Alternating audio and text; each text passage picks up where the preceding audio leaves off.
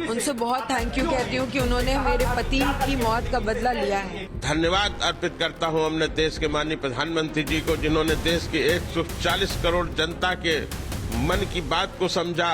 मुझे गर्व हो रहा है कि भारतीय सेना ने और मोदी साहब ने जो बोली कही थी वो आज सच करके दिखाई। और मुझे तो ऐसा लगता है, और उन्होंने ये जो किया है उसके लिए मैं उनको बहुत ज्यादा थैंक यू। पहलगाम में हुए कायराना आतंकी हमले के जवाब में भारत ने पाकिस्तान अधिकृत कश्मीर यानी पीओके में 9 आतंकी ठिकानों पर एयर स्ट्राइक की और इस मिशन को नाम दिया गया ऑपरेशन सिंदूर।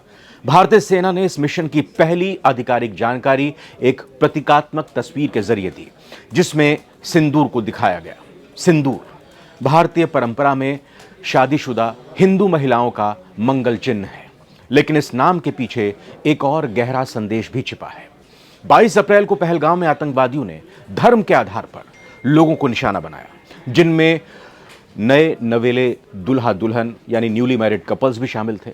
और आज ठीक 15 दिन बाद भारतीय सेना ने इस जख्म का जवाब दिया है। ऑपरेशन सिंदूर एक ऐसा मिशन जो सिर्फ दुश्मनों के ठिकानों को तबाह करने का नाम नहीं, बल्कि उन हर आंसुओं का हिसाब था जो पहलगाम की वादियों में गिरे थे। कहा जाता है कि सिंदूर न सिर्फ शादी का प्रतीक होता है, बल्कि योद्धाओं के लिए यह शौर्य और बलिदान का भी प्रतीक रहा है। माथे पर लगा सिंदूर तिलक युद्ध भूमि में गर्व और प्रतिशोध का चिन्ह बन जाता है। सिंदूर सिर्फ सौभाग्य की नहीं, बलिदान की भी निशानी है। भारतीय सेना की जवाबी कार्रवाई को ऑपरेशन सिंदूर नाम देना सिर्फ सैन्य रणनीति का हिस्सा नहीं था, ये उन सभी महिलाओं को सम्मान देने की एक कोशिश भी थी जिनकी जिंदगी एक पल में उजड़ गई। आइए जानते हैं उन औरतों की कहानी, उन वीरांगनाओं की कहानी जिनका सिंदूर पहलगाम में मिटा और जिनके आंसुओं का हिसाब आज ऑपरेशन सिंदूर ने चुकता किया है। हरियाणा की हिमांशी नरवाल, नई नवेली दुल्हन हिमांशी के पति लेफ्टिनेंट विनय नरवाल अपनी हनीमून ट्रिप पर थे जब आतंकी हमला हुआ। शादी को सिर्फ 6 दिन हुए थे। 16 अप्रैल 2025 को उन्होंने 7 फेरे लिए थे। अपने पहले बयान में हिमांशी ने शांति की अपील की थी, जिसमें कहा था किसी से नफरत ना हो, बस अमन बना रहे। उत्तर प्रदेश से ईशान्य द्विवेदी, शुभम द्विवेदी की पत्नी, जिनकी शादी को सिर्फ 2 महीने हुए थे, वो कश्मीर घूमने के लिए आए थे जब उनका जीवन हमेशा के लिए बदल गया। धन्यवाद करती हूँ, उनसे बहुत थैंक यू कहती हूँ कि उन्होंने मेरे पति की मौत का बदला लिया है। बिल्कुल सर, असली श्रद्धांजलि। और शायद वो आज जहाँ पे भी है, आज वो शायद थोड़ी शांति में होगा। आज मैं रात 2 बजे से लगातार देख रहा हूं और मैं सलाम करता हूं अपने देश की सेना को और धन्यवाद अर्पित करता हूं अपने देश के माननीय प्रधानमंत्री जी को, जिन्होंने देश की 140 करोड़ जनता के मन की बात को समझा, दिल के दर्द को समझा, उसके दर्द को समझा, उसके गुस्सा को समझा। और जिस तरह हमारी सशक्त सेनाओं ने अदम्य साहस और शौर्य के साथ पाकिस्तान में पल रहे आतंकवाद का विनाश करने का काम किया है, उसके लिए मैं सलाम करता हूं, मैं धन्यवाद अर्पित करता हूं हमारे देश की सरकार को। शीतल एक बैंक कर्मी शैलेश कलाठिया की पत्नी है। उनका परिवार पहलगाम की वादियों में जन्मदिन मनाने के लिए गया था। परिवार खुशियों के पल बिता ही रहा था, अचानक आतंकवादियों ने मैदान में हमला बोल दिया।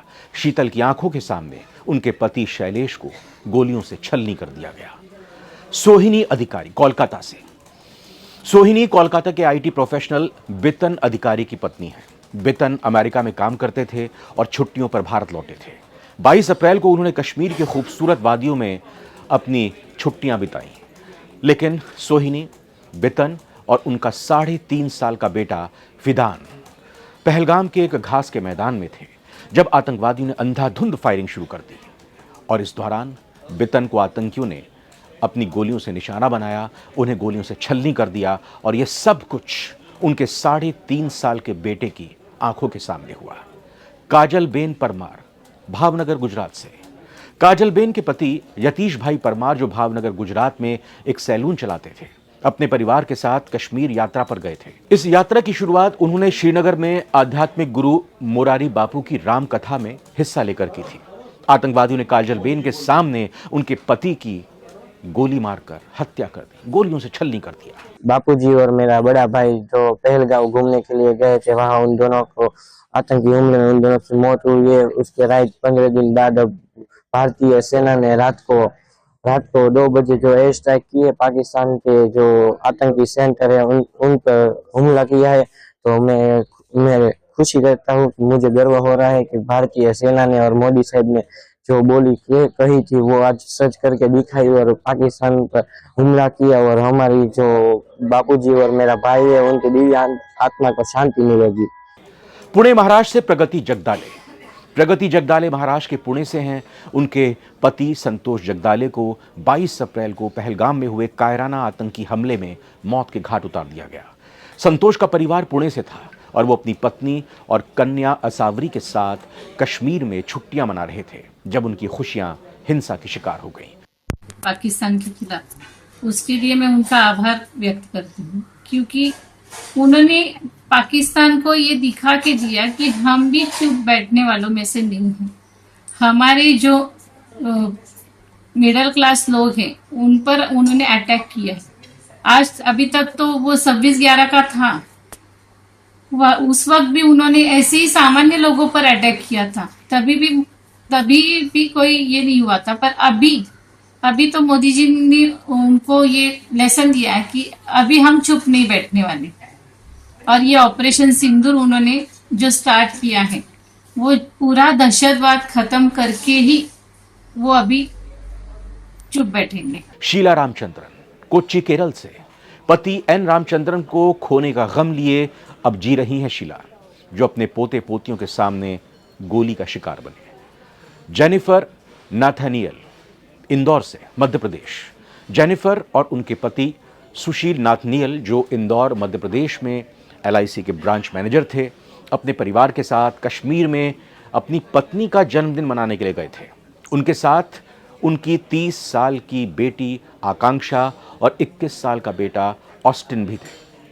सुशील ने अपनी पत्नी को छिपाने के लिए कहा और खुद गनमैन का सामना करने अकेले ही खड़े हो गए उन आतंकवादियों के सामने। उनका साहस और बलिदान उस पल में बेजोड़ था और आखिरकार उन्होंने अपनी जान गंवा दी और अपनी पत्नी को उनके जन्मदिन पर इस तरह से उन्होंने उनकी जान बचाकर यह तोहफा दिया। जया मिश्रा बिहार।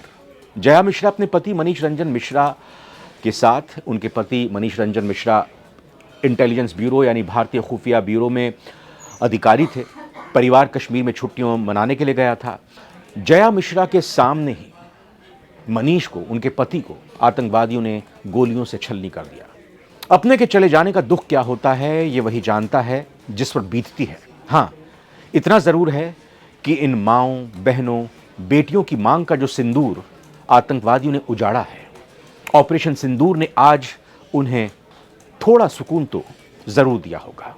हमें ऑपरेशन सिंदूर के बारे में न्यूज़ चैनल से, मतलब हमारे परिवार वालों के कॉल आए हमें, और तब पता चला कि भारत ने जो पहलगाम में हमला हुआ था उसके ऊपर आज उन्होंने रिएक्शन, मतलब उनको उत्तर दिया है इसके बदले में एयर स्ट्राइक करके।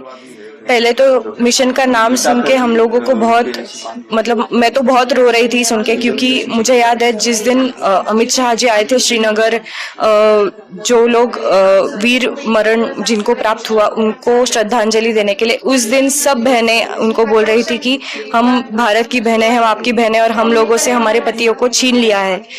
तो मुझे लगता है शायद उसी वजह से ये ऑपरेशन का नाम सिंदूर रखा गया होगा कि जो हमारी सरकार है, जो हर स्त्री को बहन बोलता है, तो उनके पतियों को छीना गया था, तो उनका सिंदूर छीना गया था, शायद इसी की वजह से उन्होंने वो नाम रखा होगा। ये नाम पढ़ के तो हम बहुत रो रहे थे सुबह।